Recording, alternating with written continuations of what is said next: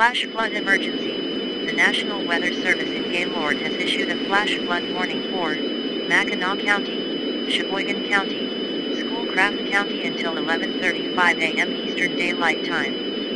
At 8:55 a.m. Eastern Daylight Time, National Weather Service Doppler radar indicated extremely heavy thunderstorm bands moving in from Lake Superior at 8 miles per hour. Hazard: flash flooding. Source: radar indicated. Impacts: this is a particularly dangerous situation. Seek higher ground now. Life-threatening flash flooding in lakes, rivers, streams, low-lying areas and urban centers is occurring.